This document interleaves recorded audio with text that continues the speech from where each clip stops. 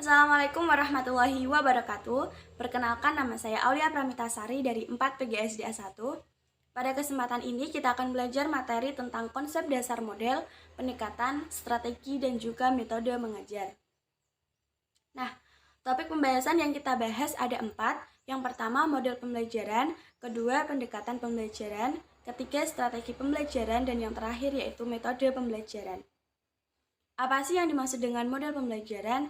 Jadi, model pembelajaran merupakan suatu bentuk atau tipe kegiatan yang digunakan oleh guru untuk menyampaikan bahan ajar kepada peserta didik di dalam proses belajar mengajar dari awal hingga akhir, yang melibatkan bagaimana aktivitas guru dan siswa, atau bisa diartikan sebagai pengaplikasian dalam bentuk kegiatan yang dilakukan pendidik atau guru kepada peserta didik atau siswa agar bahan ajar dapat diserap siswa secara maksimal.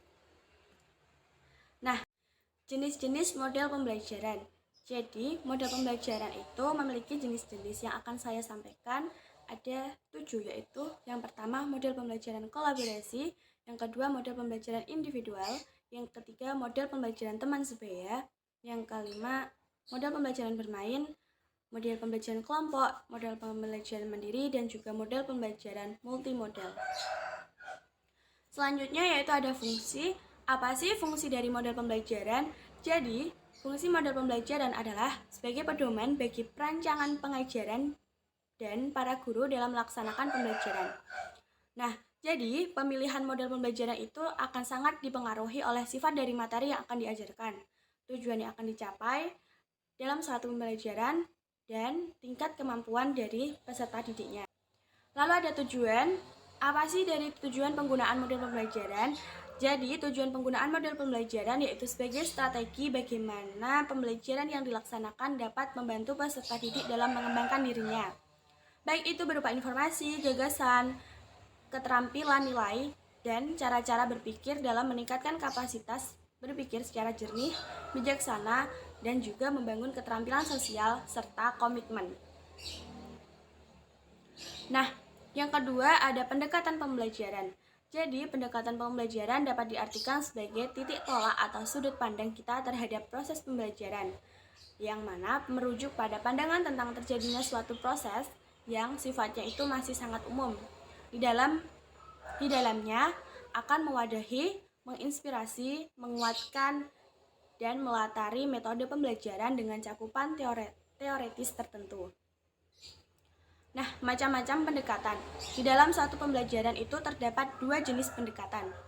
Apa saja? Yang pertama, pendekatan pembelajaran yang berorientasi atau berpusat pada siswa atau student-centered approach. Dan yang kedua, pendekatan pembelajaran yang berorientasi atau berpusat pada guru atau teacher-centered approach. Yang ketiga ada strategi pembelajaran. Jadi, strategi pembelajaran adalah suatu prosedur atau langkah-langkah teknis yang harus ditempuh untuk menerapkan metode pembelajaran tertentu ketika di kelas. Nah, berbagai jenis strategi pembelajaran dapat dikelompokkan berdasarkan berbagai pertimbangan. Yang keempat, ada metode pembelajaran. Metode pembelajaran dapat diartikan sebagai cara yang digunakan untuk mengimplementasikan rencana yang sudah disusun dalam bentuk kegiatan nyata dan praktis untuk mencapai tujuan suatu pembelajaran.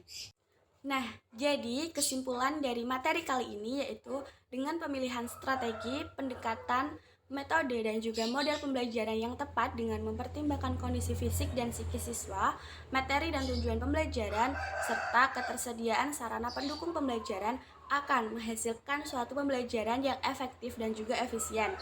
Nah, sebaliknya, apabila guru salah dalam memilih dan menerapkan keempat unsur tersebut, maka dapat dipastikan tujuan dari pembelajaran tidak akan tercapai atau akan mengalami kurang maksimal dalam pelaksanaan proses pembelajaran.